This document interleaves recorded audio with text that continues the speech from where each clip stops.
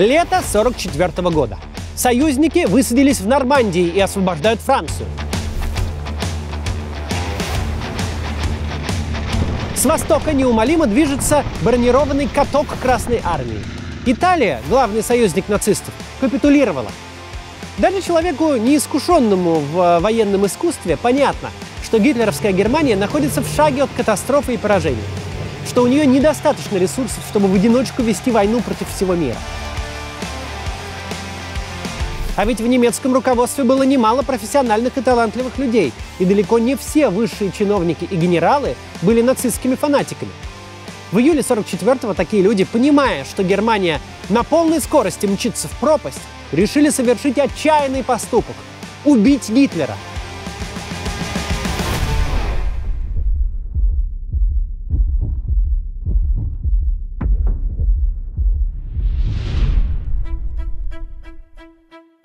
Оппозиция фюреру возникла в рядах офицеров вермахта еще до войны. Многим прусским генералам не нравилось, что ими начал командовать ефрейтор из Австрии.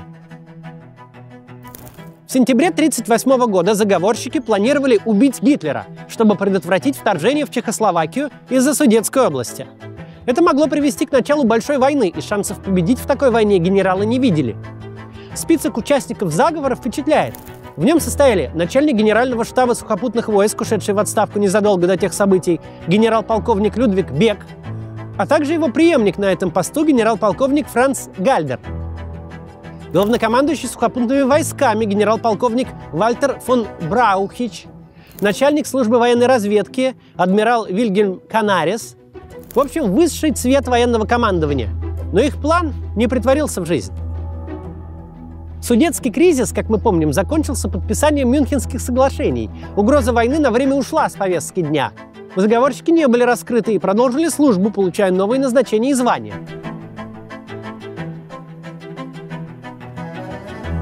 Пока Гитлер побеждал, пессимизм генералов казался неуместным. Но первые поражения снова подняли вопрос, может ли Германия справиться с одновременной войной против СССР и Великобритании. И снова активизировалась группировка военачальников, недовольных Гитлером. Ее главным действующим лицом стал полковник, а затем генерал-майор Хёнинг фон Тресков, убежденный противник нацизма. К заговору вскоре присоединился уже знакомый нам генерал Людвиг Бек и другие офицеры. Тогдашний командующий группой армии «Центр» фельдмаршал фон Клюге знал о заговоре и сочувствовал его участникам.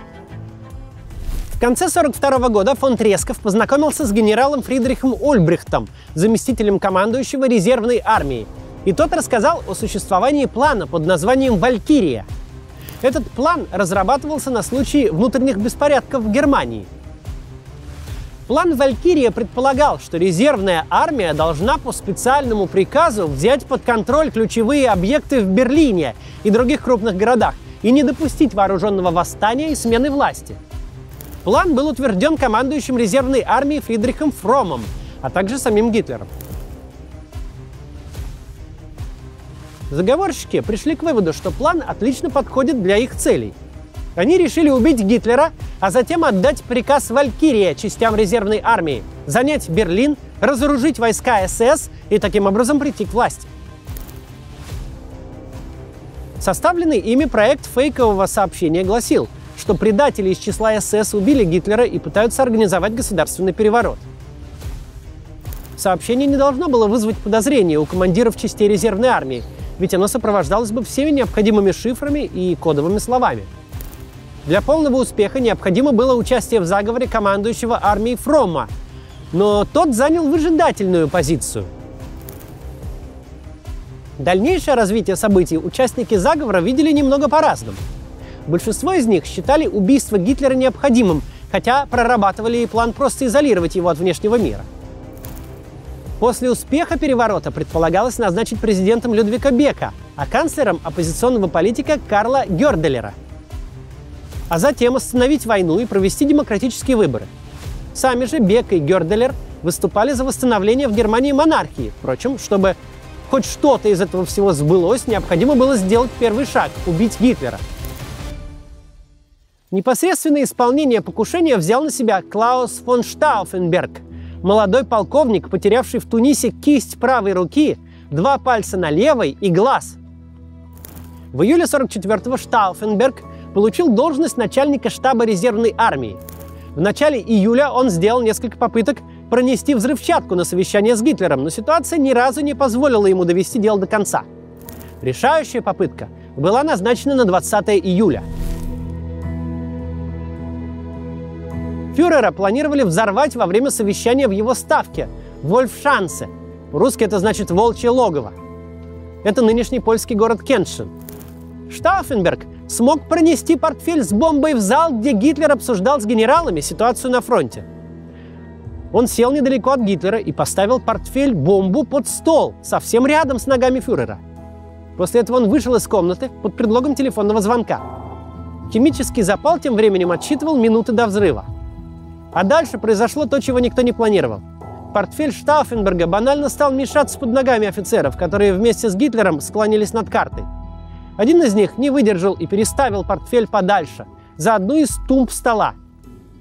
Когда бомба взорвалась, взрывная волна пошла не так, как ожидалось, и тяжелая дубовая столешница закрыла собой фюрера. Взрыв раздался в 12 часов 42 минуты. В результате него погибли 4 офицеров, а Гитлера всего лишь контузило. Но заговорщики о провале покушения не узнали. На момент взрыва Штауфенберг уже покинул территорию Вольфшанце. Прибыв на самолете в Берлин, он сообщил Ольбрихту, что Гитлер мертв. Тот потребовал от командующего резервной армией Фромма активировать план «Валькирия», но Фромм колебался и требовал доказательств смерти фюрера. Тогда Ольбрихт арестовал Фромма и взял командование в свои руки. Вместе со Штауфенбергом он обзванивал ключевые ведомства и управления и сообщал о вступлении в силу плана «Валькирия». Многие поверили. Военный губернатор Франции, генерал Штюльпнагель, сочувствовавший заговорщикам, приказал арестовать парижскую верхушку СС и гестапо. В общем, все развивалось бы по плану, если бы не одно обстоятельство. Гитлер-то выжил. Вскоре из ставки последовали контрприказы, и ложь Ольбрихта и Штауфенберга вскрылась. Вечером того же дня попытка переворота была подавлена, а его главные участники, Бек и Ольбрихт и Штауфенберг, были убиты. Взбешенный Гитлер повелел, чтобы виновных в организации покушения повесили как скот на бойне, и их вешали в тюрьме на рояльных струнах, прикрепляя к мясницким крюкам. Dass sie dem Nationalsozialismus zur Last legen. Bildliche Gedachte an die vielen Morde. Morde? Den Finnland und den Ausländern. Sie sind ja ein Schäbierlump! Этого не избежал даже фельдмаршал Эрвин фон Вицлебен. После успешного переворота он рассчитывал стать главнокомандующим вермахта. Некоторые из заговорщиков, чтобы не дожидаться такой участи, покончили с собой. Фон Тресков на фронте подорвал себя гранатой. Клюге принял яд. Эрвин Роммель, герой африканской кампании и, пожалуй, самый популярный фельдмаршал Германии, не участвовал в заговоре непосредственно, но знал о нем. Этого было достаточно, чтобы Гитлер потребовал от него либо предстать перед трибуналом, либо свести счеты с жизнью. Эрвин Роммель выбрал второе и отравился цианистым калием.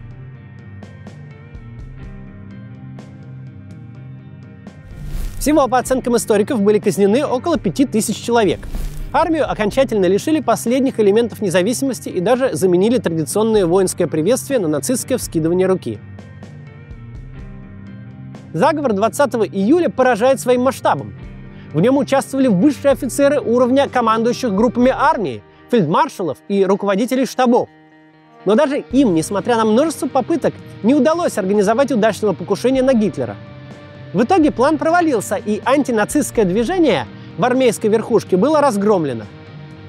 Не так это просто, как кажется, убить диктатора, даже если на вашей стране множество генералов. Когда Штауфенберг отправился с бомбой в ставку Гитлера, он сказал своему брату: «Кто найдет в себе мужество сделать это, войдет в историю как предатель. Но если он откажется сделать это, то будет предателем перед своей совестью». Участники операции «Валькирия» в сегодняшней Германии считаются не предателями, а героями.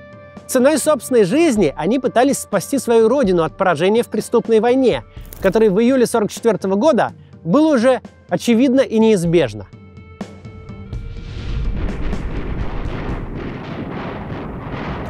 Неудавшееся покушение на Гитлера произошло в дни крупнейшего разгрома в истории вермахта. 22 июня 1944 года, в третью годовщину начала Великой Отечественной войны, началась стратегическая наступательная операция «Багратион». 3 июля красноармейцы сбивают свастику с Белорусского дома правительства. А в конце месяца Красная армия подходит к столице Польши. В самом воздухе витало ощущение, что Варшава будет освобождена, если не сегодня, так завтра.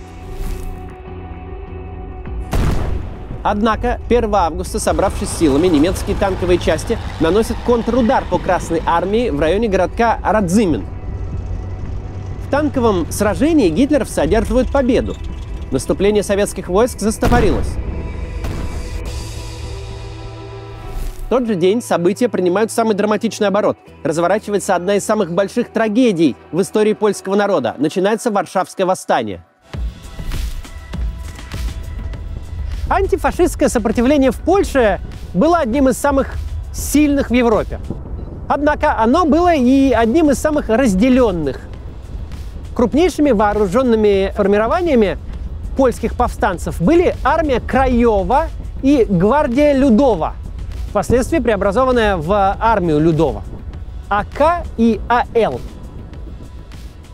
Армия Краёва на пике насчитывала более 350 тысяч бойцов. Она подчинялась польскому правительству в изгнании, находившемуся в Лондоне. Взгляд армии Краёва был устремлен на запад, а к Советскому Союзу отношение у армии Краёва было лишь немногим лучше, чем к гитлеровской Германии. Армия Людова была в несколько раз меньше армии Краёва, но при этом ориентировалась на СССР. Инициатива Варшавского восстания принадлежала армии Краёва. Военная цель – освободить Варшаву от гитлеровцев. Политическая цель – освободить Варшаву до прихода советских войск и без участия советских войск. Встречать Красную армию аковцы должны были уже на правах хозяев польской столицы.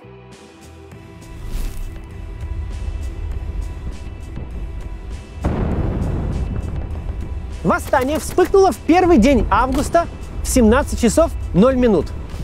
Эффекта неожиданности аковцам добиться не удалось. Гитлеровцы своевременно заняли боевые позиции. Несмотря на тяжелое положение немецкой армии в целом на Восточном фронте, здесь и сейчас, в Варшаве, она обладала подавляющим преимуществом.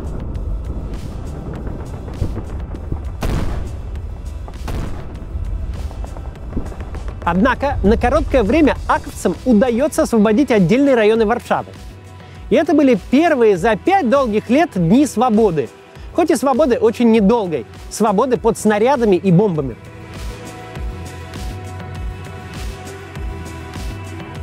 В кварталах, находившихся под контролем армии Краёвой, даже успела на миг зажечься своя культурная жизнь. Началось издание газет. Повстанцы снимали хронику уличных боев, а затем показывали ее в Варшавском кинотеатре «Палладиум». Но вскоре становится понятно, что аковцы не одержат быстрой победы, как планировали. Несколько десятков тысяч повстанцев могли противопоставить врагу лишь стрелковое оружие и ручные гранаты, зачастую самодельные.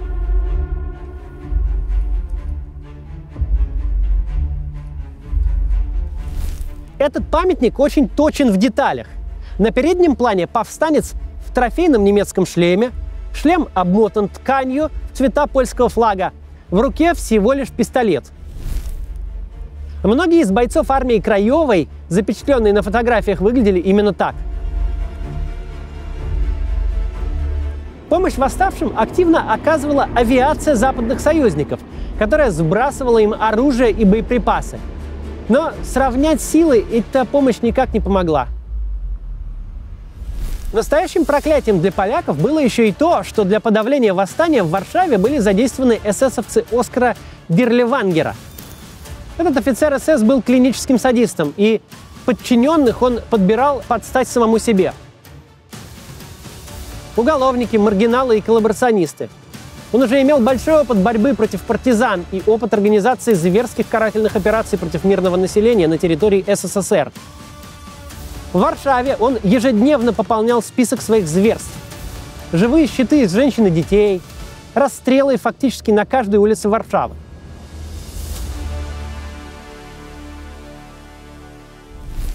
Варшавское восстание провалилось. Повстанцы лишь ненадолго взяли под контроль часть Варшавы. Гитлеровцы быстро локализовали и окружили освобожденные районы, а затем перешли в контратаку. Во время наступления немцев и расправ огромное значение для повстанцев приобретали подземные коллекторы, проходившие под всем городом. Для обескровленных отрядов армии Краевой, загнанных в кольцо окружения, именно коллекторы оставались единственным шансом перебраться в другой очаг сопротивления, где оборона еще держалась.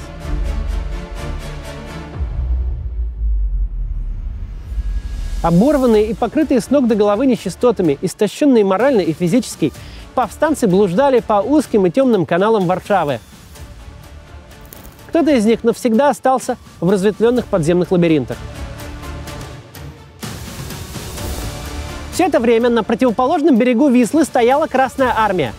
Участники восстания винили и проклинали советские войска. Они считали, что Красная Армия намеренно прекратила наступление и, потирая руки, цинично наблюдает, как гибнут повстанцы армии Краевой, с которыми Советскому Союзу было не по пути. 29 августа 1944 года 21-летний польский поэт Юзеф Щепанский написал свое последнее стихотворение. «Мы ждем тебя, красная зараза, чтобы ты спасла нас от черной смерти». Часть историков склонна считать, что советская страна действительно самоустранилась от событий и приняла решение позволить гитлеровцам подавить восстание. Оппоненты такой точки зрения доказывают, что после долгого наступления с отставшими тылами, встретив серьезную оборону немцев на Висле, советские войска физически не могли форсировать эту широкую реку сходу.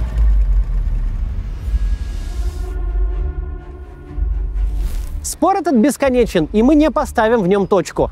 Можем лишь констатировать, за 2 месяца нацисты сумели задушить Варшавское восстание. В назидание нацисты стали уничтожать Варшаву. Они методично и планомерно взрывали квартал за кварталом. В некогда очень красивом городе было разрушено до 90% зданий. Боль за потерянную столицу жжет сердце гражданам Польши и по сей день.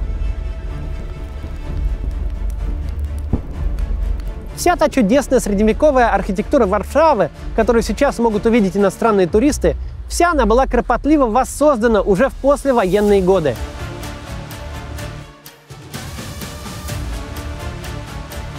Нацисты не ограничились уничтожением зданий.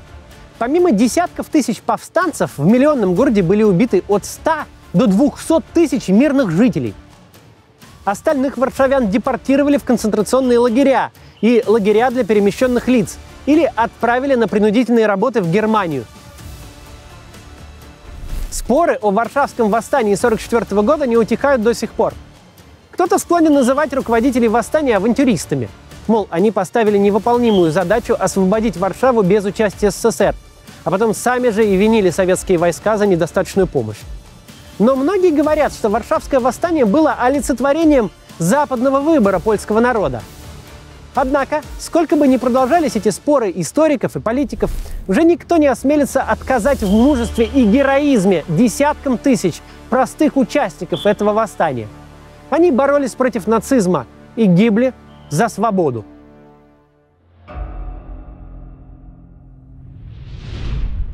К концу лета 1944 года война докатилась до одного из главных союзников Гитлера – Румынии. Эта страна напала на СССР вместе с Германией в надежде получить новые территории, и фюрер отдал ей на разграбление Одессу.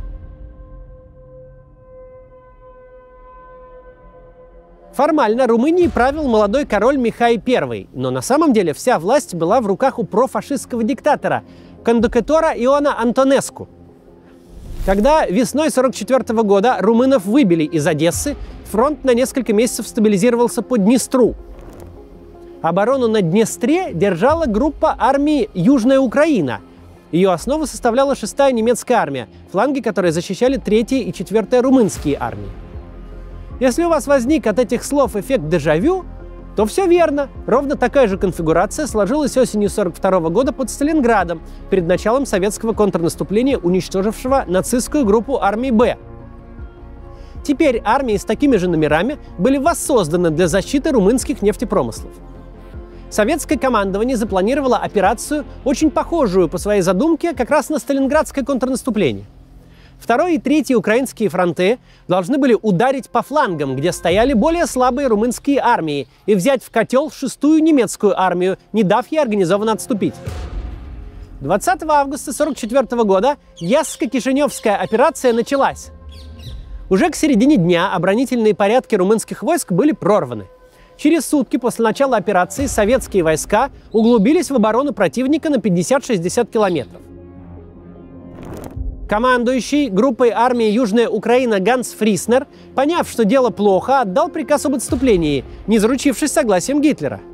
Дерзость, которую в прежние времена могли позволить себе только главные звезды вермахта типа Роммеля. На следующий день Гитлер постфактум благословил отход. Впрочем, в любом случае было слишком поздно. Отступление превратилось в неорганизованное бегство.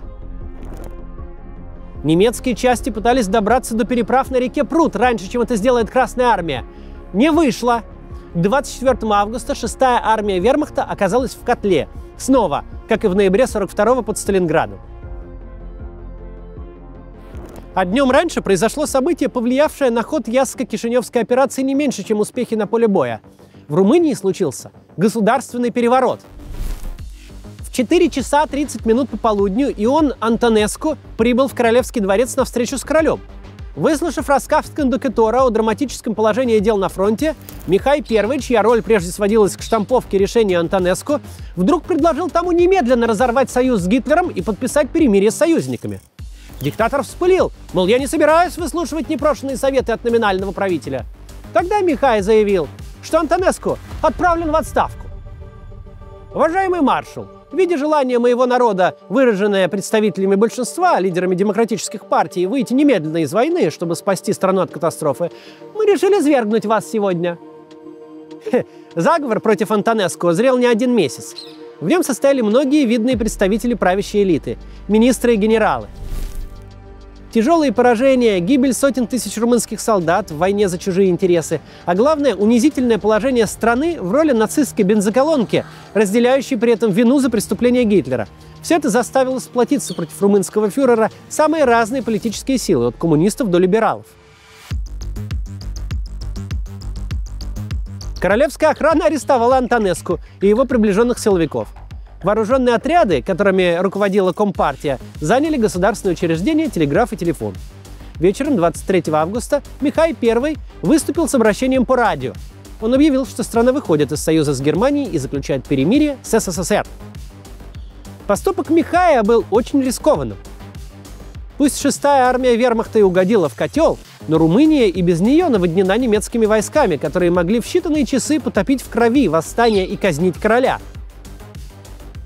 К счастью, нацисты оказались застигнуты врасплох и поэтому не успели быстро отреагировать на случившееся. Например, Ганс Фриснер, командовавший группой армии Южной Украины, и вовсе узнал о перевороте из выступления Михая по радио.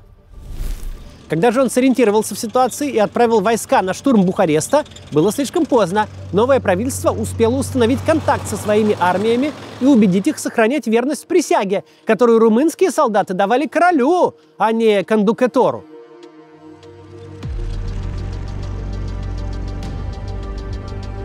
Армии заняли оборону и остановили нацистов, а затем и сами перешли в наступление на своего вчерашнего союзника.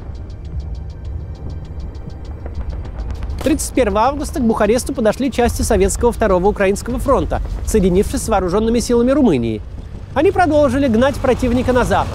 В октябре нацисты были выдавлены с территории Румынии. В боях с ними погибли и получили ранения без малого 60 тысяч румынских военнослужащих. Антонеску судили и приговорили к смертной казни. Приговор был приведен в исполнение 1 июня 1947 года. Бывший маршал по собственной инициативе лично командовал своим расстрелом. Королю Михаю I был вручен орден Победа. Он стал одним из 17 человек за всю историю, награжденным этим орденом. Настолько важным посчитало советское руководство поступок монарха, отважившегося бросить вызов нацистам в ситуации, когда исход битвы за Румынию был далеко не предопределен. Михай после войны еще несколько лет сохранял свой престол, получив прозвище «король-комсомолец». Страна попала в орбиту советского влияния, и к власти пришла коммунистическая партия. На короткое время в ней сложилась такая довольно странная социалистическая монархия. В самом конце 1947 года Михай I был вынужден отречься от престола. Новые власти лишили его гражданства и выслали из страны.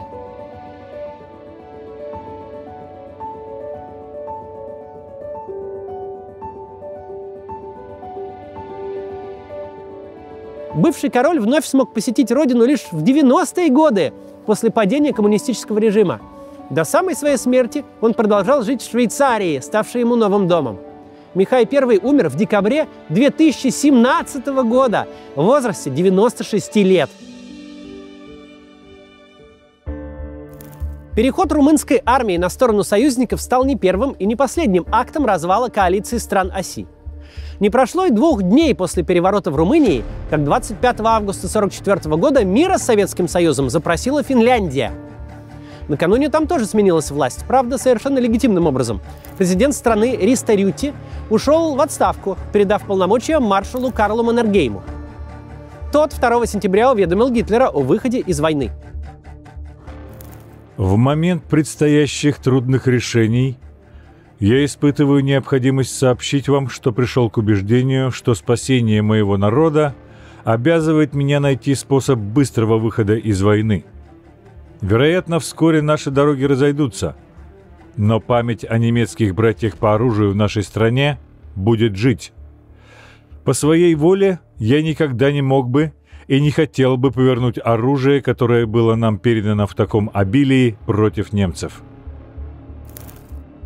Через 2,5 недели, 19 сентября, Маннергейм начинает боевые действия против вчерашнего союзника, с которым еще недавно вместе осаждал Ленинград.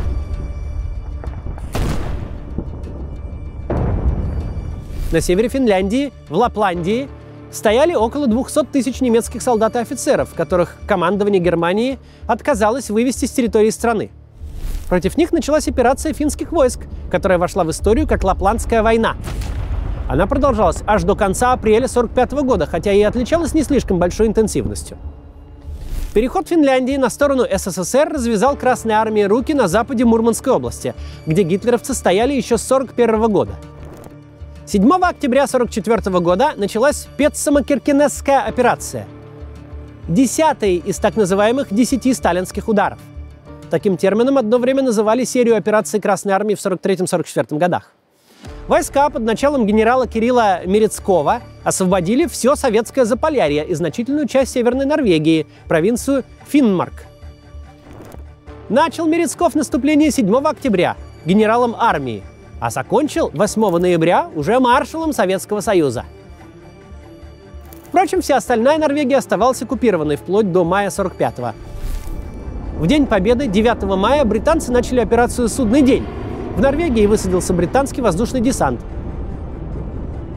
В ходе войны Великобритания и прежде множество раз забрасывала небольшие группы командос в Норвегию, в том числе, чтобы уничтожить объекты гитлеровской ядерной программы. Но в мае и августе 1945-го задачей десантников было просто принять капитуляцию немецких частей. А в память об освобождении Финмарка осенью 1944 года в норвежском городе Киркенес на площади Амундсена сейчас стоит памятник советскому солдату. Норвежцы его называют просто «русский монумент».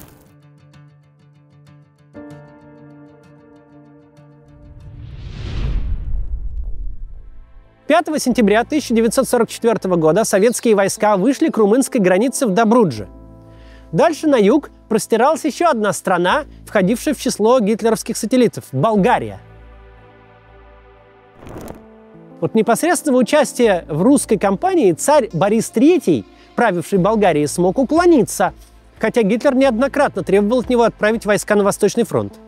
Борис опасался, что пророссийские настроения, исторически сильные в Болгарии, могут привести к восстанию. И даже войну СССР он не объявлял. Хотя с Великобританией и США страна находилась в состоянии войны. Очевидно, по той простой причине, что встретиться на поле боя с американской или британской армией болгарам было довольно непросто. Борис, хоть и сотрудничал с нацистами, старался по возможности дистанцироваться от их преступлений.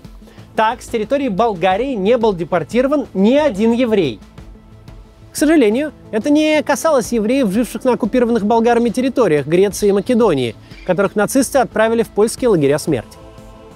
В августе 1943 года царь Борис III скоропостижно скончался. Престол формально занял его 6-летний сын Симеон. Фактическая же власть перешла к Рейгенскому совету, который первое время продолжал курс на поддержку Германии. Но успехи Красной армии на фронте и бедственное экономическое положение в самой Болгарии заставили правящие круги задуматься о сближении с Советским Союзом. В конце августа 1944 года, когда поражение немцев на Днестре стало очевидным, а в Румынии уже случился успешный переворот, правительство Болгарии заявило о нейтралитете и потребовало от вермахта убираться из страны. Вермахт этого, конечно, не сделал. В итоге 5 сентября СССР объявил Болгарии войну, сославшись на то, что на ее территории находится несколько десятков тысяч немецких солдат. Через 2 дня Красная армия перешла границу. Немецкие войска были слишком малочисленны, чтобы дать отпор Красной армии. Не встречая никакого сопротивления, советские войска устремились к Софии. Жители столицы встречали колонны красноармейцев цветами. В самой Софии в это время случился переворот. К власти пришло коммунистическое правительство во главе с Кимоном Георгиевым. Болгария официально объявила войну Германии, и сложилась уникальная ситуация. Страна находилась одновременно в состоянии войны и с Германией, и с союзниками.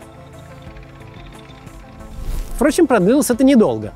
9 сентября 1944-го пятидневная советско-болгарская война закончилась.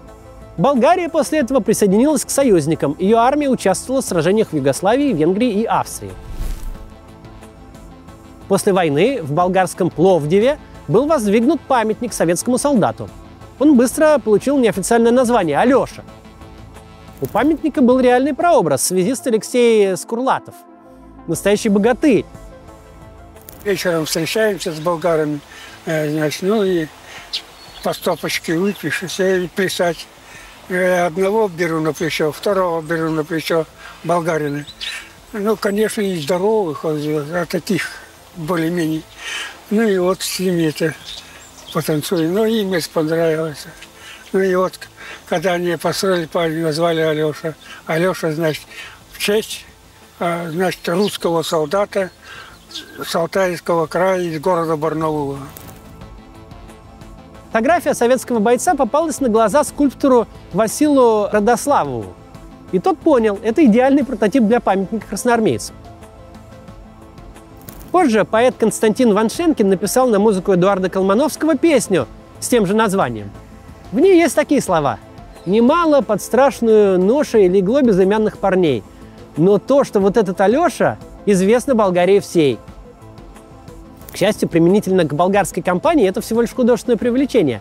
Целая страна была освобождена от нацистской оккупации фактически без единого выстрела, и никому не пришлось ложиться в ее землю под страшную ношей. А Алексей Скурлатов, послуживший прообразом для памятника, благополучно вернулся в родное село на Алтае и дожил до глубокой старости. В отличие от Болгарии, которая избежала боевых действий на своей территории, соседняя Югославия представляла собой кровоточащую рану на карте Балкан. Там шла тяжелейшая народно-освободительная война.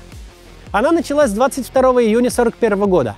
В тот момент, когда нацистская Германия вторглась на территорию СССР, в оккупированной и расчлененной гитлеровцами Югославии поднялось антифашистское восстание.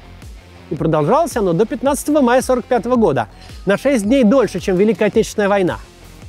Во всех оккупированных странах Европы было свое движение сопротивления. Однако в Югославии из партизан и подпольщиков сформировалось не просто сопротивление, а целая армия под командованием коммуниста Йосифа Броза Тито. В течение 4 лет на югославской земле одновременно шли и война против нацистских оккупантов, и кровавая гражданская война. Одной из нескольких сторон конфликта было так называемое югославское войско в Отечестве под командованием Драголюба Михайловича. Верные ему бойцы назывались четниками. Они сражались как против германских захватчиков, так и против армии Тито. Причем по ситуации могли на время примкнуть и к тем, и к другим.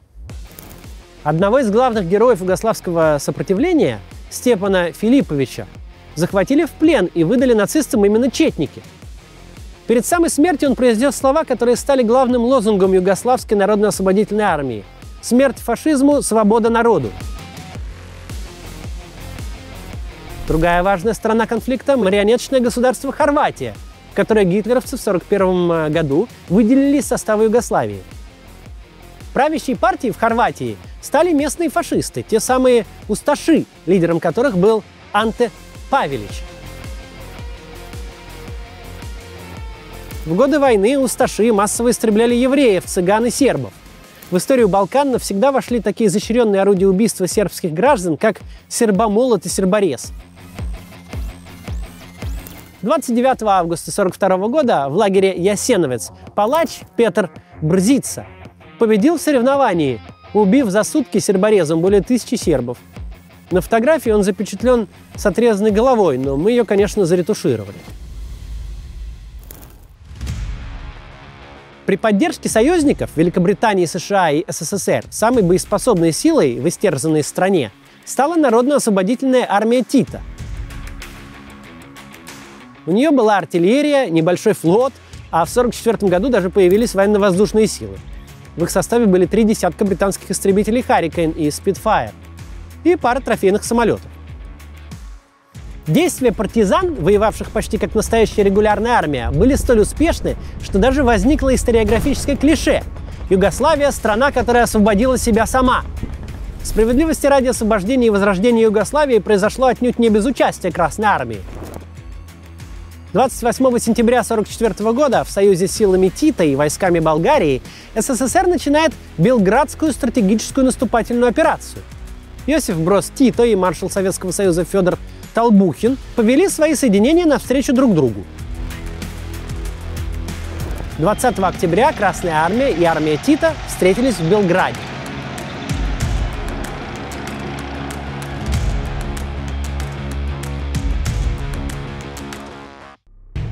В конце лета, начале осени 1944 года Красная армия освобождала одну страну за другой. У союзников на Западном фронте дела шли как нельзя лучше. Планируя операцию «Оверлорд», высадку в Нормандии, американские и британские генералы рассчитывали добраться до Бельгии не меньше, чем за полгода. Но оказались там уже через 3 месяца. Затем, правда, наступление замедлилось. Тыловые службы не успевали за стремительным продвижением передовых частей. Железные дороги и мосты были разбомблены при отступлении немцев, а единственный порт в Шербуре, на который могли рассчитывать войска коалиции, едва справлялся с потоком грузов. К тому же союзники столкнулись с той же проблемой, которую 4 года назад в начале французской кампании приходилось решать вермахту. На границе Германии и Франции с немецкой стороны была выстроена мощная линия укреплений, линия Зигфрида, аналог французской линии Мажино. Британский маршал Бернард Монтгомери предложил, по сути, повторить маневр германской армии образца мая 1940 года, только в обратную сторону. Обойти линию укреплений с севера, через Нидерланды, зайти в тыл Западного фронта вермахта и вторгнуться в Германию. Предложенная Монтгомери операция получила название «Маркет Гарден», или по-русски «Огород». С обходом укреплений с севера тоже была сложность. Двигаться приходилось по территории Голландии, оккупированной гитлеровцами. Именно в руках у нацистов был ключ к успеху операции – мосты через многочисленные реки и каналы. Поэтому план Монтгомери состоял из 2 этапов – фазы Маркет и фазы Гарден. На этапе Маркет в тылу немецких войск должны были высадиться 3 десантных дивизии союзников. Их задачей было захватить мосты на участке от Эйндховена до Арнема. Дивизии должны были высаживаться по цепочке, каждая из 3 дальше предыдущей.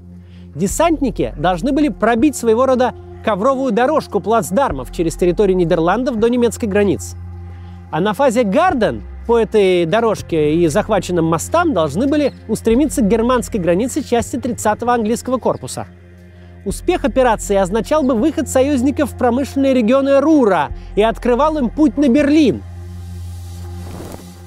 Покончить с войной до Рождества, на такую амбициозную цель предлагал замахнуться Монтгомери. 17 сентября началась самая масштабная за всю войну воздушно-десантная операция. В тылу противника высадились 35 тысяч бойцов, 500 артиллерийских орудий, 2000 единиц транспортных средств. Высадка проходила в 2 этапа. Она была настолько массовой, что у союзников попросту не хватало авиации, чтобы осуществить операцию одним броском. Немцы, конечно, тоже не теряли времени даром и готовились к отражению возможной атаки в Голландии. По приказу Гитлера в этот район были дополнительно направлены около 25 тысяч солдат.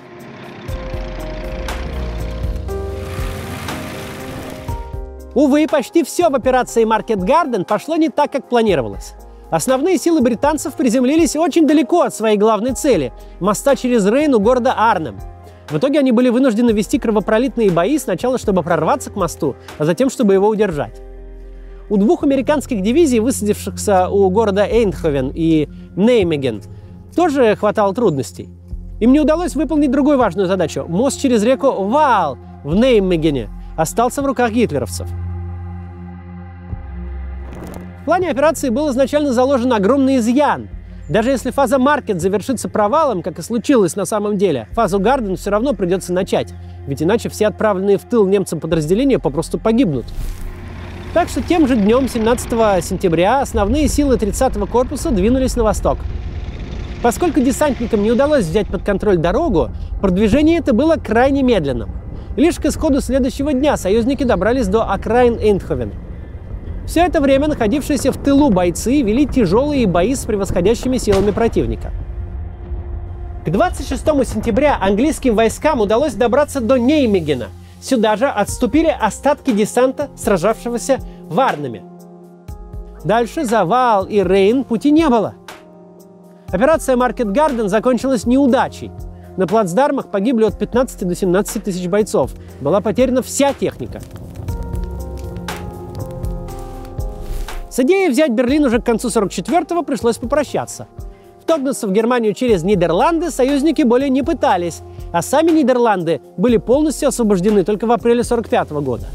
Больше всего от этого пострадали жители этой страны.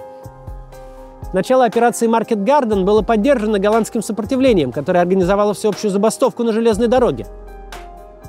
Операция провалилась, и в качестве мести за забастовку германское командование наложило эмбарго на поставки в Голландию продовольствия. В результате в стране разразилась голодная зима. В Амстердаме жители получали не более 1000 килокалорий в день, а в западных районах Нидерландов рацион сократился до 580 килокалорий на уровне блокадного Ленинграда. В пищу шло все, что возможно, например, луковицы тюльпанов. Из них делали муку и пекли хлеб. Среди прочих этим занималась семья будущей кинозвезды Одри Хепберн, жившая в годы войны в том самом Арнеме, за который сражались британские десантники. Сама Одри, пережившая голод в подростковом возрасте, всю жизнь страдала от вызванных им заболеваний. Голодная зима в Голландии унесла жизни по меньшей мере 20 тысяч человек, став еще одной страницей в книге чудовищных преступлений нацизма.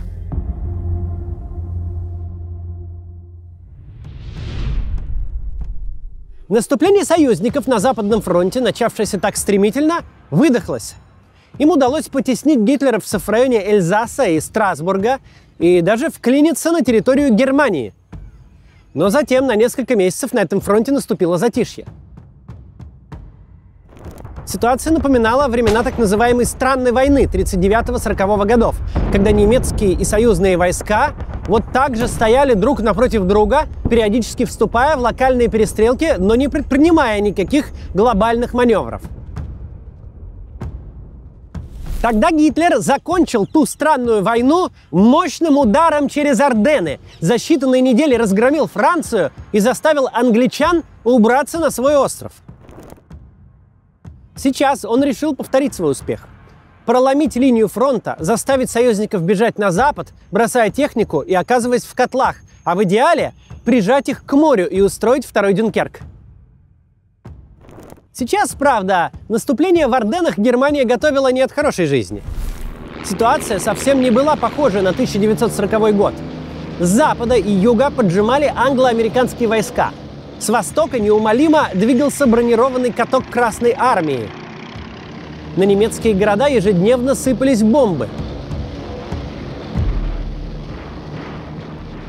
Из всех европейских союзников и сателлитов на стороне Берлина оставалась только Венгрия. В таких условиях Гитлер решил собрать последние силы в кулак и ударить им на Западном фронте. Нанести поражение англичанам и американцам, заставить их подписать перемирие и перебросить все войска на восток, чтобы остановить русских. Так он сам пояснял решение своим генералам. В истории никогда не существовало такой коалиции, как у наших врагов. С одной стороны ультракапиталистические государства, с другой ультрамарксистские. Даже сейчас эти государства конфликтуют друг с другом. Этот антагонизм с каждым часом все возрастает. Если сейчас мы нанесем несколько ударов, то в любой момент этот искусственно сколоченный общий фронт может рухнуть с оглушительным грохотом. Генералы этим планом совсем не были вдохновлены. Немецкая армия была намного слабее, чем 4 года назад, а противник, наоборот, в разы сильнее и организованнее. Фельдмаршал Рундштадт, один из организаторов французской кампании 1940 года, был в шоке от идеи повторить ее в 1944-м. Я был ошеломлен. Гитлер не потрудился проконсультироваться со мной. Для меня было совершенно ясно, что наличных сил явно недостаточно для осуществления такого самоуверенного плана. Но Гитлер был непреклонен.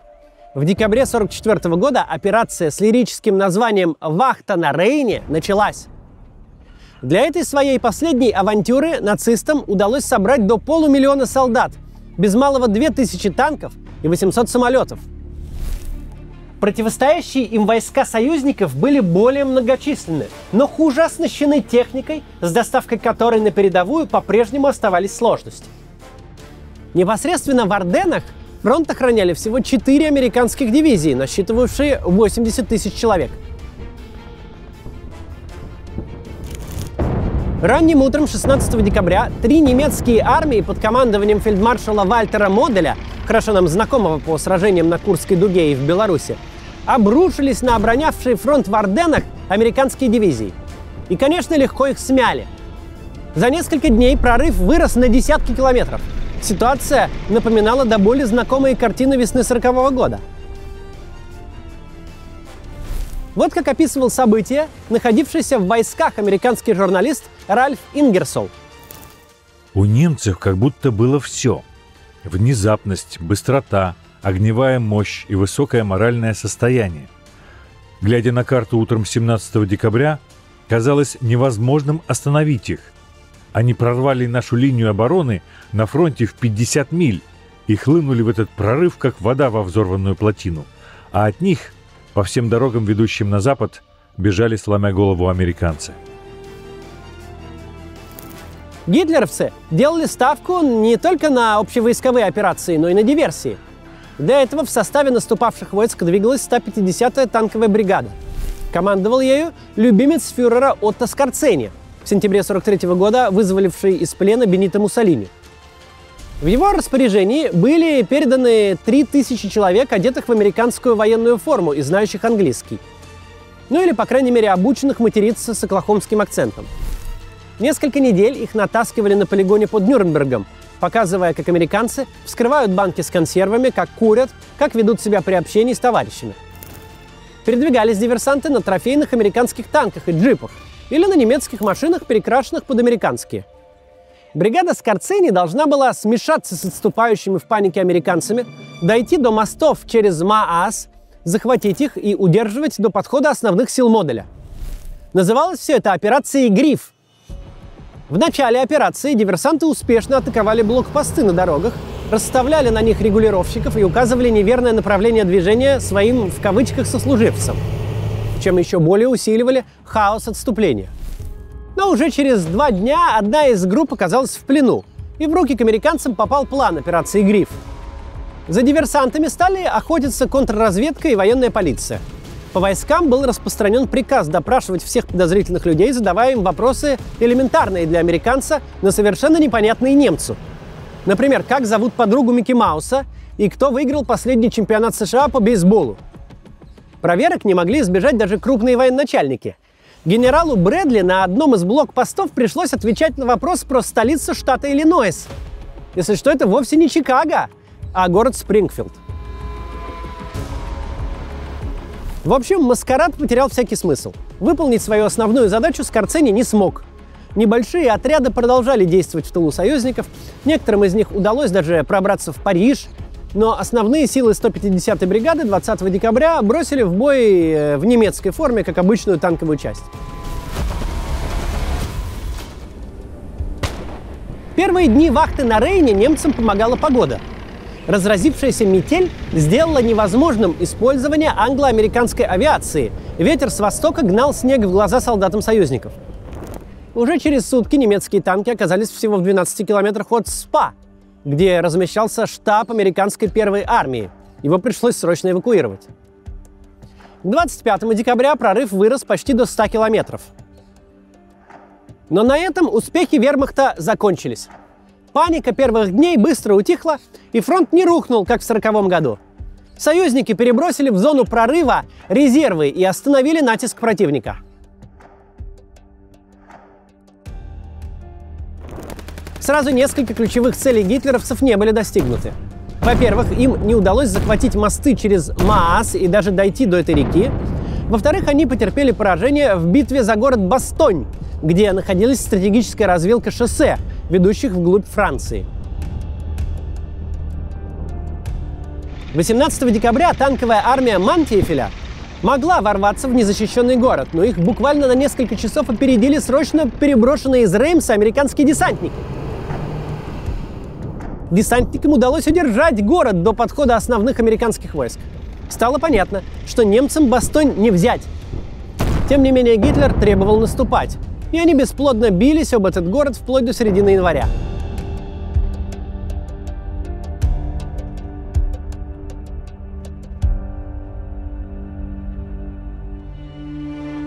Гудериан, один из самых известных нацистских военачальников, утверждал, что уже 24 декабря для каждого здравомыслящего солдата было ясно, что наступление окончательно провалилось. К концу декабря еще и погода наладилась, и авиация союзников поднялась в воздух, мешая продвижению колонн вермахта. А вот немецкие самолеты в основном остались на земле по очень банальной причине – отсутствовало горючее. Пополнить его запасы предполагалось за счет захвата топливохранилищ в Бельгии и Франции, чего так и не случилось. Последнее наступление Гитлера, операция «Вахта на Рейне», закончилась провалом. Оправиться от этого поражения Рейх уже не мог. Срок его жизни исчислялся отныне месяцами, если не неделями.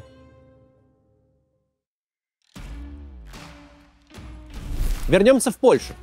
Летом 1944 года СССР то ли не захотел, то ли не смог физически поддержать Варшавское восстание. Все это время советские войска в районе города Баранов-Сандомирский удерживали территорию, вошедшую в историю как Сандомирский плацдарм. В августе 1944 года здесь гремели бои. Гитлеровцы отчаянно пытались срезать выступ.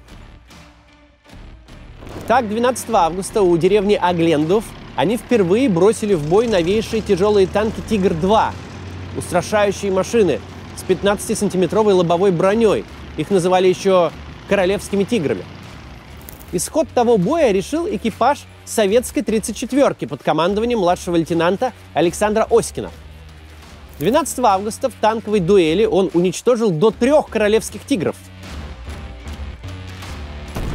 На следующий день Оськин одним из первых ворвался в деревню Аглендов, обратил противника в бегство, благодаря чему еще 3 королевских тигра удалось захватить в исправном состоянии. Один из них, тот самый, на котором кто-то написал «Слава нашим», сейчас экспонируется в бронетанковом музее в подмосковной Кубинке. Сандомирскому плацдарму, который нацисты устранить так и не сумели, было суждено стать отправной точкой для одной из крупнейших и важнейших стратегических операций Великой Отечественной войны и всей Второй мировой. 12 января 1945 года началась Висло-Одерская наступательная операция. Ее название говорит само за себя. Наступление было запланировано от Вислы до Одера, от предместий Варшавы до самых пригородов Берлина. Накануне операции Ставка Верховного Главнокомандования сосредоточила на Сандомирском плацдарме 5 общевойсковых армий, 2 танковые армии и 3 отдельных танковых корпуса. Их наступление на немецкие позиции стало лавинообразным. 17 января 1945 года наконец-то была освобождена Варшава. Вернее, то, что осталось от города. В боях за город принимали участие не только соединения Красной Армии, но и поляки. 19 января 1945 года бойцы с советскими ППШ, но в характерной польской национальной униформе, прошли торжественным маршем по Варшаве. Это были солдаты и офицеры, которые в 1943 году вступили в сформированную из этнических поляков первую пехотную дивизию имени Тадеusza Костюшка. Dał do ręki broń. Przysięgam wierność sztandarowi mojej dywizji. В отличие от армии Владислава Андерса, о которой мы рассказывали в прошлой серии, дивизия эта была целиком просоветская. Она прошла боевой путь от поселка Ленина в Могилевской области Беларуси до самого Берлина. За это время вокруг дивизии была сформирована уже новая армия будущей социалистической Польши – войско польское. По меркам Великой Отечественной войны штурм Варшавы прошел сравнительно легко. Уличные бои продолжались 3 дня. То ли дело польский город Познань. Там находились цитадель и форты, построенные еще в XIX веке. Несмотря на возраст, укрепления оказались очень крепким орешком, даже для крупнокалиберной советской артиллерии. Вот так описывает фортификационные сооружения наш старый знакомый, главный герой Сталинграда, генерал-полковник Василий Чуйков. В Познани наша армия впервые встретилась с крепостными фортами. Под землей были оборудованы огромные убежища, в которых мог разместиться очень большой гарнизон. Приспосабливая крепость к тактике современной войны, немецкие военные специалисты создали вокруг города огневые позиции с расчетом прострела дорог и подступов к противотанковым рвам. Каждый форт был окружен рвом шириной 10 метров и глубиной до 3 метров с кирпичными стенами, в которых были бойницы для фронтального и флангового обстрела. Познань обороняли около 60 тысяч немецких солдат и офицеров. Здесь Красная Армия столкнулась с настоящим фанатизмом обороняющихся. Первый советский штурм 26 января гитлеровцы отбили. Чтобы каждый из многих рвов, окружавших крепостные стены, не превращался в огромные братские могилы для советских воинов, Чуйкову пришлось на ходу разрабатывать новую тактику. Саперы под прикрытием дыма и шквального огня из всех орудий скатывали в эти рвы 250-литровые бочки, наполненные взрывчаткой. После взрыва, оглушавшего и ослеплявшего немецких солдат у амбразур, в бой шли штурмовые группы с автоматическим оружием и огнеметами. Задачей огнеметчиков было выкуривать противника из укрытий. Бойцы были защищены стальными нагрудниками, прообразом современных бронежилетов. Бои за Познань продолжались целый месяц. Завершились они в День Красной Армии, 23 февраля 1945 года. Здесь, прямо накануне Победной весны, погибли тысячи советских бойцов. Всего же за освобождение Польши сложили головы около 600 тысяч советских граждан.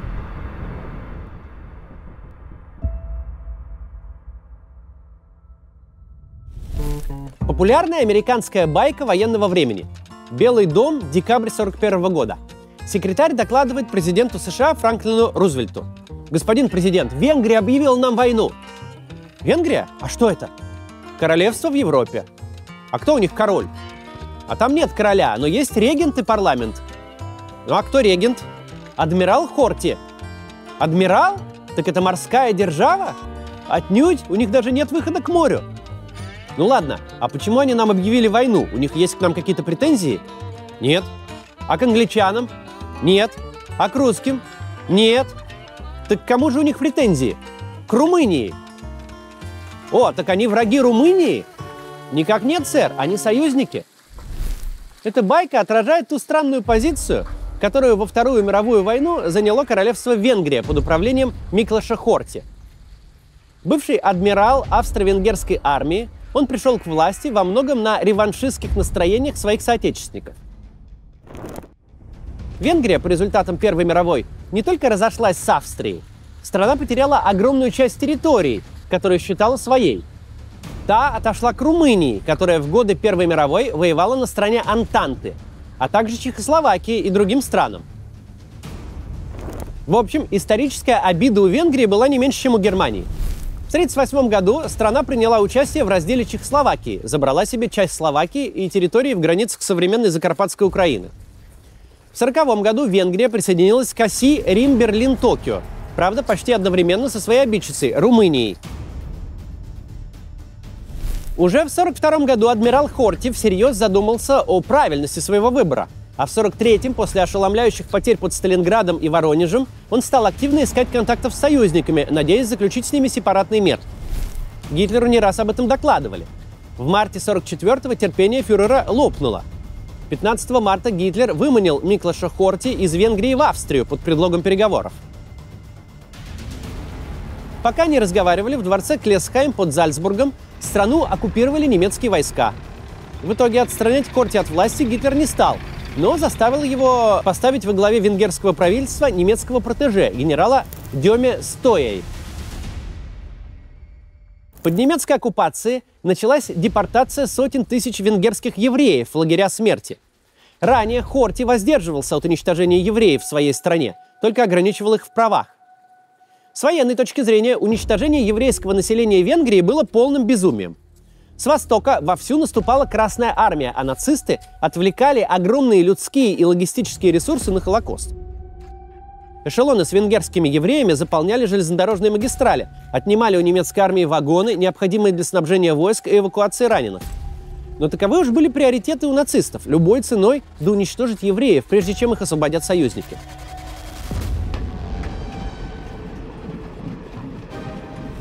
Осенью 1944 года фронт докатился до Венгрии. Миклош Хорти принимает решение заключить мир с Советским Союзом и выйти из войны.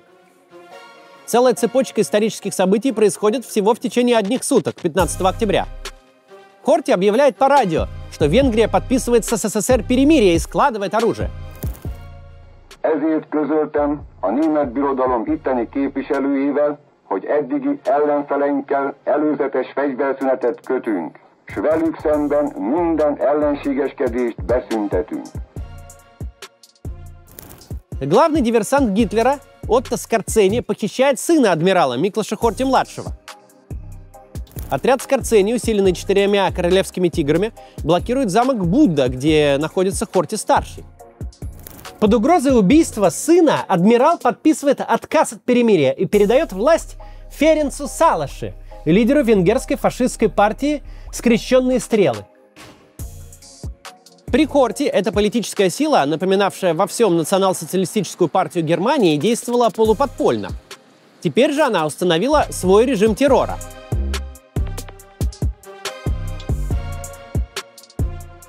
Однако ненадолго.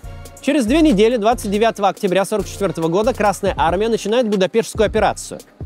13 февраля 1945-го советские войска полностью овладели Будапештом. Правда, как видно по датам операции, легкой прогулки не получилось. Из всех столиц стран оси именно Будапешт отбивался дольше всех остальных. Попытки ворваться в город сходу успехом не увенчались. 28 декабря Красная армия взяла Будапешт в кольцо осады. На следующий день в 2 части венгерской столицы, Буду и Пешт, направились парламентеры – капитан Илья Остапенко и капитан Миклош Штейнмец. Второй был советским офицером венгерского происхождения. Оба парламентера были убиты. Сейчас им стоит памятник в Будапеште. Примерно 200 тысяч немецких и венгерских солдат продолжили сопротивление. Они надеялись на помощь извне. С 1 по 17 января вермахт провел 3 последовательные операции – Конрад-1, Конрад-2 и Конрад-3. Целью каждой из них было прорваться к Будапешту и снять осаду советских войск. Красная армия была вынуждена одновременно отбивать эти удары и вести уличные бои в городе. Особенно тяжело было взять западный берег, Буду. Он гораздо выше восточного. К тому же на нем находилась Будайская крепость. Цитадель в итоге стала тем узлом обороны, который защищался дольше всего. Штурмовать ее было едва ли легче, чем Берлинский Рейхстаг. Тем более, что немцы взорвали через Дунай все мосты. Венгерская столица далась Красной армии большой ценой. Но было в пылу тех боев и кое-что радостное. 18 января 1945 года, полностью овладев восточной частью города, Пештом, советские части освободили гетто Будапешта. 94 тысячи евреев, уже было приговоренных к смерти, были спасены. Характерно, что они еще долго не снимали с одежды свои желтые звезды. Прежде они их обозначали как существ второго сорта, а теперь, наоборот, были индульгенцией в глазах советских солдат. Венгерская армия страшно зверствовала на оккупированной территории СССР. Зачастую именно венгры были теми самыми врагами, которые жгли родные хаты советских солдат. И красноармейцы относились к любому мужчине-венгру как минимум с подозрением. А желтая звезда на груди венгерского еврея все подозрения отводила. Через 9 дней после спасения евреев в Будапеште, 27 января 1945 года, Красная армия близ польского города Освенцим освободила концентрационный лагерь и лагерь смерти Аушвиц, крупнейший из нацистских лагерей. Большинство узников к тому моменту нацисты уже угнали на запад, оставив только 7 тысяч человек, которые от истощения были уже при смерти. Совершить невозможное, вернуть их к жизни, смогли ленинградские врачи, у которых был опыт лечения блокадников. Те же заключенные Аушвица, которые пережили марш смерти и были помещены в концлагеря на территории Германии, продолжали ждать освобождения, как с востока, так и с запада.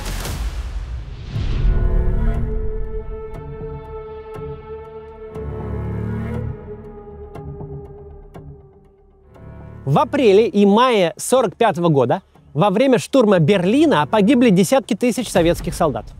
В память о них в городе воздвигнуты памятники и мемориалы, в том числе и этот мемориал павшим бойцам Красной армии в самом центре Берлина. До здания бывшего Рейхстага отсюда всего полкилометра. Кстати, вот эти танки, которые стоят на постаментах, настоящие. Считается, что они были в числе первых танков, вошедших тогда в столицу Германии.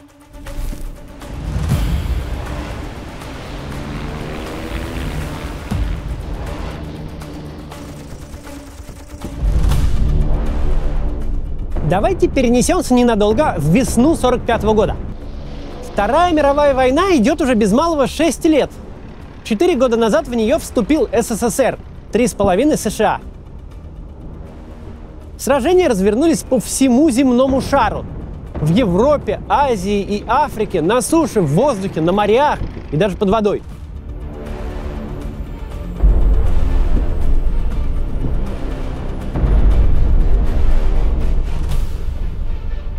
Однако до сих пор армии союзников по антигитлеровской коалиции США и Великобритании с одной стороны и СССР с другой еще нигде не соприкасались друг с другом, не проводили совместных военных операций и даже не жали друг другу руки. После высадки в Нормандии дела у нацистской Германии пошли совсем плохо. И момент встречи Красной армии с англичанами и американцами стал лишь вопросом времени. Весной 1945 года началось последнее наступление, как на Западе, так и на Востоке. 15 марта войска союзников форсировали Рейн. Крупная группировка вермахта оказалась в окружении. Красная армия уже освобождала Венгрию и Чехословакию. Удавка на шее гитлеровцев сжималась. В апреле началось наступление и на Апеннинах. Так называемая республика Сало, державшаяся на немецких штыках после капитуляции Италии в 1943 году, развалилась за считанные недели. Власть на севере страны перешла к сопротивлению.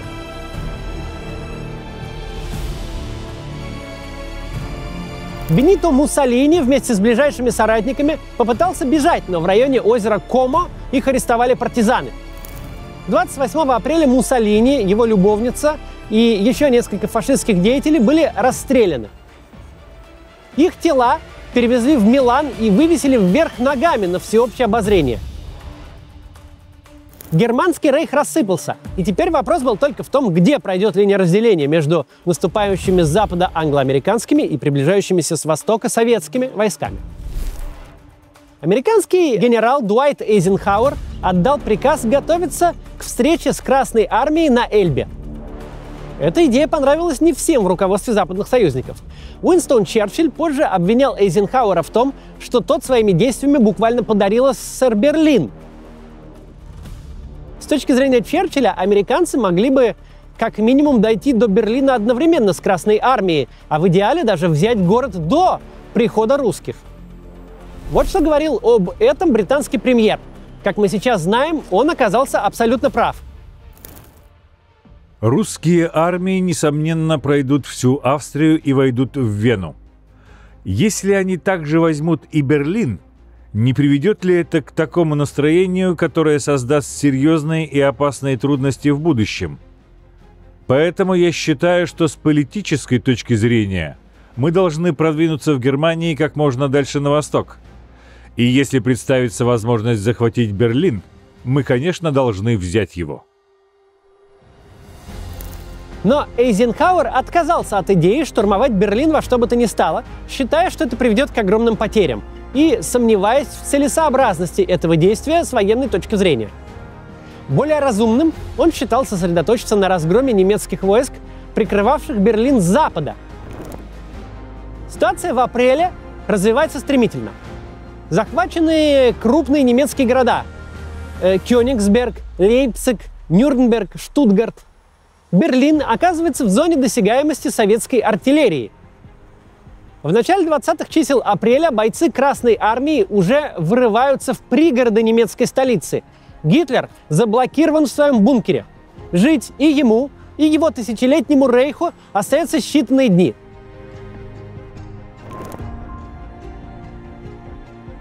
В этих условиях 25 апреля 1945 года советские и американские войска встретились на Эльбе. О встрече на Эльбе принято говорить в единственном числе, хотя встреч в тот день на самом деле было несколько. В разных местах и в разное время два американских патруля встретились с подразделениями Красной армии. Первыми около полудня увидели друг друга американские разведчики под командованием лейтенанта Коцебу и советские кавалеристы во главе со старшим лейтенантом Григорием Голобородько. Это произошло в 3 километрах от города Торгау. Американцы переправились через Эльбу, а красноармейцы проводили их в штаб 175-го гвардейского стрелкового полка, где уже был накрыт стол. Вот как вспоминал о встрече Коцебу. В полевой бинокль я разглядел на том берегу людей в защитных гимнастерках. Я решил, что это русские, потому что однажды слышал, что, идя в бой, русские надевают свои медали, а у этих солдат на груди как раз блестели награды. Мы прыгнули в одну из лодок, переправились на другой берег и пошли навстречу русским. Чтобы подойти друг к другу, нам пришлось буквально пробираться сквозь завалы из трупов немецких беженцев, убитых либо при взрыве моста, либо при артобстреле. Поначалу все было очень официально. Мы отдали друг другу честь и пожали руки. Но вскоре скованность прошла. Коцебу направил радиосообщение. Задание выполнено. Договариваемся о встрече между командующими. Потерь нет. Но он ошибся в координатах. Направленные по его сообщению самолеты никаких русских не обнаружили. А вот отряд майора Крейга, отправившийся на поиски Коцебу, в 18:00 нашел штаб 175-го полка и угодил за тот же праздничный стол. На западный берег Эльбы полетела вторая радиограмма. Вошел в контакт с лейтенантом Коцебу, который вошел в контакт с русскими, что окончательно всех запутало. Контакт, судя по воспоминаниям участников, был очень плотным. Тосты поднимались один за другим.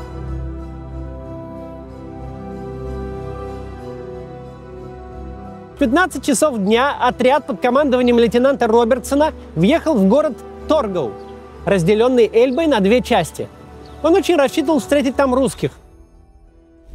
Обсуждая встречу армии, командование договорилось, что американцы, завидя наших солдат, будут сигналить зелеными ракетами, а советские солдаты отвечать красными.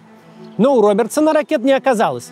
Чтобы не попасть под дружественный огонь, его бойцы взяли белую простынь, привязали к первой попавшейся палке, нашли в какой-то аптеке разноцветные порошки и сделали импровизированный американский флаг. С этим флагом Робертсон залез на башню и начал махать советским бойцам, расположившимся на другом берегу Эльбы. Но возникла проблема. То ли флаг был нарисован плохо, то ли солдаты Красной Армии не знали, как выглядит американское знамя, то ли и то, и другое. Но, в общем, они ничего не поняли и открыли стрельбу.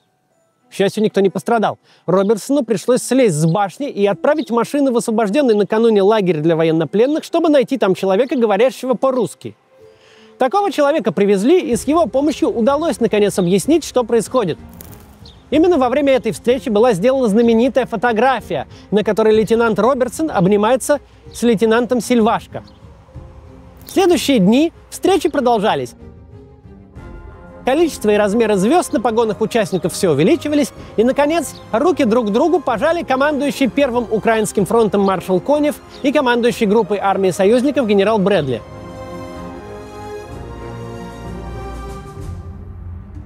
Но главный итог встречи на Эльбе вовсе не в формальных речах высших военачальников. Это было первое, по сути, соприкосновение двух миров – западного и советского. Подавляющее большинство бойцов Красной Армии до войны ни разу не видели иностранцев. Для американцев и англичан СССР был закрытой диковинной страной, о которой мало что известно. Теперь же оказалось, что там, по ту сторону Эльбы, точно такие же люди, просто в другой форме и с винтовками другой модели.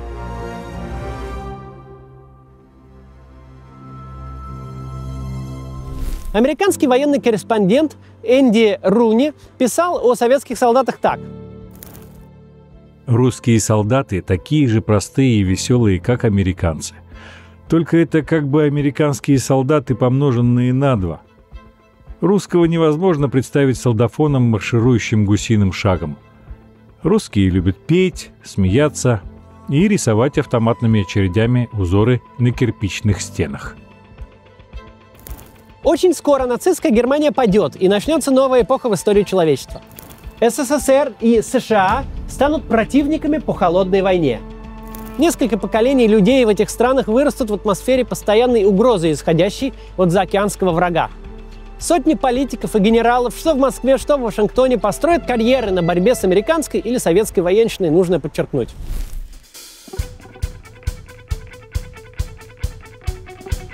Сейчас же, весной 1945 года, на берегу Эльбы встретились не янки и комми, а просто молодые парни и девушки. Они веселились, пели песни, выпивали, обменивались трофеями. Не знавшие языков друг друга, они легко находили контакт, как всегда находят контакт единомышленники. Им казалось, что все худшее уже позади, что самая страшная в истории человечества война вот-вот закончится. Армия очень довольна тем, что наши союзники также били врага. Но до конца еще было далеко. Еще продолжал сопротивление гарнизон Берлина. Сражались немецкие части в других частях Германии и в Чехословакии. Наконец, за океаном укрывался на своих островах последний участник оси – Япония. Кровопролитные бои будут греметь еще много месяцев.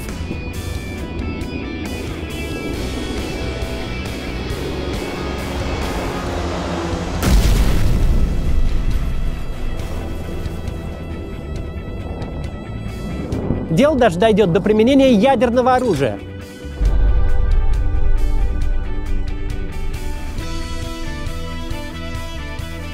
Не все из этих ребят доживут до победы.